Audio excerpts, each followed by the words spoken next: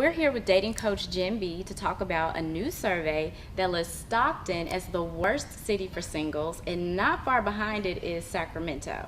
So thanks for coming to talk to us. We need some of your pointers today. Absolutely. I'm so glad to be here. So how would you describe the dating scene here in Sacramento and in Stockton? I would describe it as transient and ever evolving. So it's one of those places where the cost of living has continued to rise. So people that are millennials can't really afford to live here. So there's less and less people in their 20s and 30s to actually date in these cities. I could definitely see that. I mean, I'm not from here, and a lot of people that I meet are not from here either. We're all building our careers and trying to meet people. We're here for a few years and then we're gone. So I could see how that would be a huge problem. One of the things that stood out on the survey too with Stockton is that there's such a huge share of super commuters. So how do you find time to meet someone when you're spending so much time in traffic?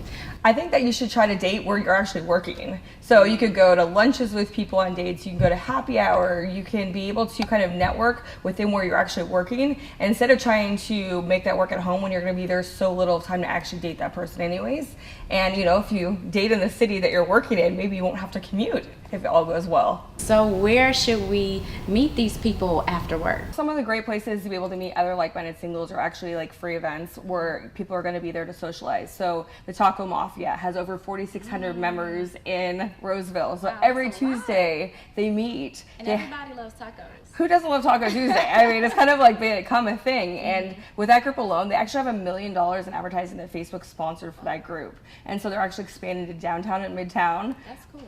And then there's also Sec Tweet Ups, so those are very fun. So it's like a social networking, but everybody takes pictures, so it's not awkward to be able to meet people. So if you're getting out of your comfort zone, you're going to have a lot more success in being able to meet new people. Yeah, it seems like if you're in a social environment, you're having a good time, it seems like your personality will come through and you won't have to worry about, oh, did I say the wrong thing or something like that too. And when you're with other professionals, it's very easy to not have the awkward, let me get your number, because you have business cards, so you're exchanging them. So you can follow up the next day and not be that creepy person trying to get their number at the event. Yeah, we'll have your business cards on hand, send a little follow-up email the next day. Hey, I met you at the networking event. Want to get a drink? Exactly, like something like that. Or like let's discuss like whatever over drinks.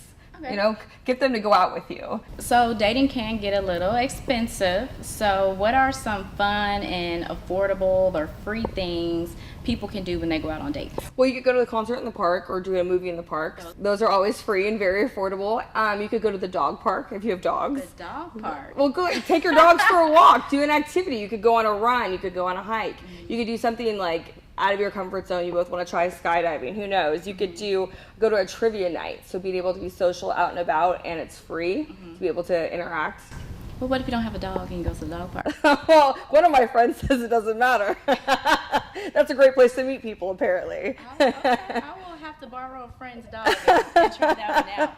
So let's say you've done all or some of the things you've talked about and you're still single. Then what do you do? Hire a dating coach. That's where I come in. So my job is to figure out why you're not meeting the people you want, like, and change the pattern of behavior. So I help a client figure out one-on-one with a customized dating plan, how to go meet those people. And then I take them out into the real world and help them meet those people and facilitate those conversations. So what are some behaviors that people may have or may do that they may not realize can be off-putting when they're dating? A lot of people interrogate their dates.